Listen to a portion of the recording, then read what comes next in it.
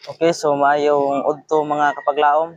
So ato ani nga tagan og pagtagad karon no ang mga isyu sa mga tawo nga magsusupak sa balaod sa Ginoo nga nag-ingon sila nga ang mga Adventista o Seventh-day Adventist nagtuman daw sa sugo sa Ginoo aron nga maluwas. So ato nang hatagan karon og katinawan mga kaigsunan pinaagi diri sa balaan nga kasulatan.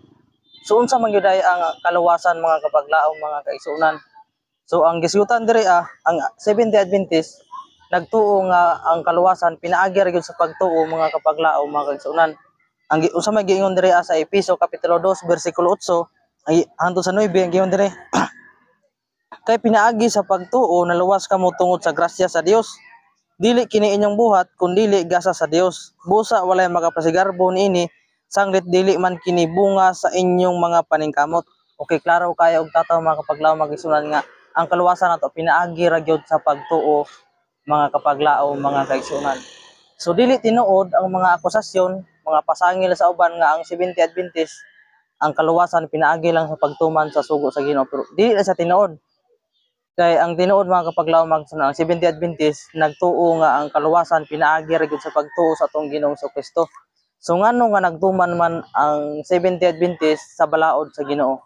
So muna dako nga pangutana karon una nga punto mga kapaglaom mga kaigsunan nga nganong nagtuman man ang Seventh-day Adventist sa kasuguan sa Ginoo. So muna siya ang tubag kung imong ipadayon sa pagbasa diri sa Efeso 2:10 klaro kay ang giingon diri mga kapaglaom mga kaigsunan mga binuhat kita sa Dios o gibuhat kita niya diha kang Kristo Jesus aron magbuhat kita sa maayo nga maoy iyang tuyo alang kanato.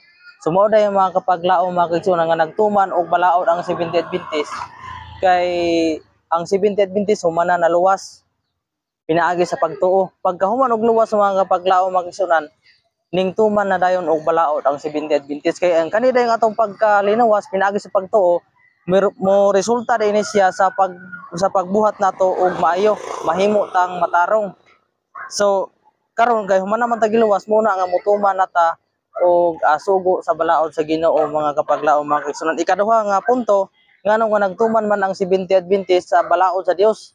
So mo ni siya ang ikaduha kung imong basahon mga kapaglaom mga kaigsunan diriya sa Juan kapitulo 14 bersikulo 15 klaro kay ang giingon sa atong Ginoong Hesus diri mga kapaglaom mga kaigsunan ana siya diri nga kung nahigugma kamo kanako tumanan ninyo ang akong mga sugo. Kung sa English mga kapaglaom mga kaigsunan if you love me keep my commandments. So muna nga nagtuman ang Seventh-day Adventist sa balaod sa Ginoo kay nahigugma ay sa Ginoo ang Seventh-day Adventist mga kapaglaom mga kaigsunan. So makita nato kung unsa ang atong pagkamatinuanon diha sa Ginoo pinaagi sa gugma.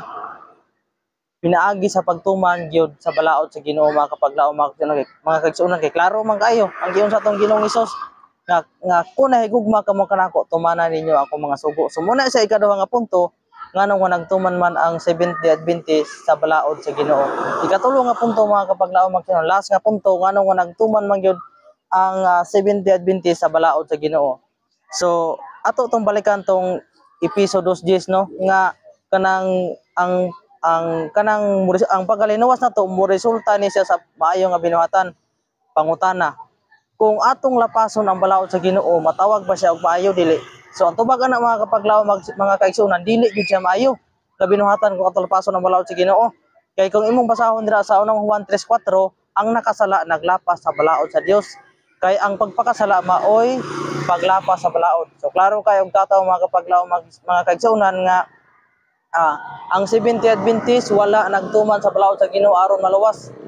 Nagtuman ang Seventh-day Adventist sa balaod sa Ginoo tungod kay humana giluwas ug nahigugma sa Ginoo unya mao kini sa resulta sa pagkalinuwas mga kapaglaom mga kaigsunan nga ato yung mabasa sa Biblia nga ang kaluwasan pinaagi ra sa pagtuo. So atong napamatud-ano nga dili tinuod ang mga akusasyon sa uban nga ang Seventh-day Adventist mga kapaglaom mga kaigsunan nga nagtuman ra sa balaod sa Ginoo aron nga maluwas. So dili yun siya tinuod. Nagtuman mi sa balaod sa Ginoo aron nga makita nato kung unsa ta ka matinud-anon nga nahigugma ta diha sa Ginoo. Juan 14:15. Ato paginawagan last nga teksto mga kapaglaom mga kaigsunan diri sa unang Juan 5:3 ang giyon dira kay ang ilhanan nga gihigugma nato ang Dios mao nga gituman nato ang iyang mga sugo ug dili lisod tumanon ang iyang mga sugo. So daghang kayong salamat mga kapaglaom, mga kaigsunan, sa inyoha nga pagtan-aw ug pagpaminaw. Hinaot nga sa mga nakakita nilang mga dili Adventista, nahatagan nato og katin-awan ang inyong mga pasangil nga ang 70 Adventist nagtuman lang sa sugo sa Ginoo aron maluwas. Dili ko na siya tinuod mga kapaglaom, mga kaigsunan. So daghang salamat sa inyong pagtan-aw. God bless kanatong tanan.